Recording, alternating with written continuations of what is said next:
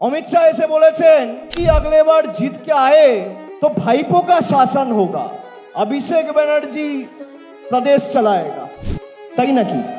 আমি জানি না অমিত বাবু, সম্মানীয় স্বরাষ্ট্রমন্ত্রী, আপনি বাংলার রাজনীতি কতটা ফলো করেন, কতটুকু নজর রাখেন।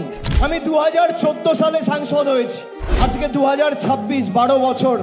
আমি আজ পর্যন্ত আমার লোকসভা কেন্দ্রের বাইরে আজ পর্যন্ত কোনো সরকারি অনুষ্ঠানে যাইনি, আমি আজ পর্যন্ত কোনো শিল্প সম্মেলনে যাইনি, আমি আজ পর্যন্ত কোনো খেলায় যাইনি, কোনো মেলায় যাইনি, আমি আজ পর্যন্ত কোনো ফিল্ম ফেস্টিভ্যালে যাইনি, কার্নিভালে যাইনি, সরকারি পরিষেবা প্রদান অনুষ্ঠানে যাইনি আমার লোকসভা কেন্দ্রের বাইরে।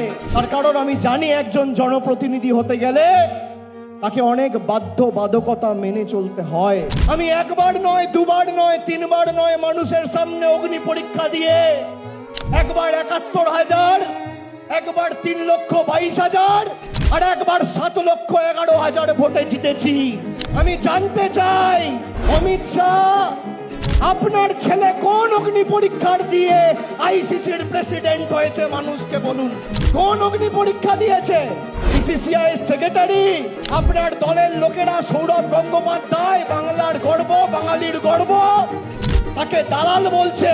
আপনার ছেলে কোন অধিকারে, কোন অগ্নি পরীক্ষা দিয়ে ইন্টারন্যাশনাল ক্রিকেট কাউন্সিলের সভাপতি হয়েছে?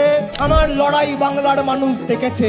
প্রধানমন্ত্রী সভা করে এসে এখানে থ্রেট দিয়ে গেছিল, বলেছিল ভাইপোকে জেলের ভাত খাওয়াবো, পার্টি অফিস বন্ধ করে দেবো। আমতলায় তৃণমূলের পার্টি অফিসে জোড়া ফুলের পতাকা আজও পটপট করে উঠছে, বিজেপির ঝান্ডা ধরার লোক দক্ষিণ 24 পরগনায় নেই।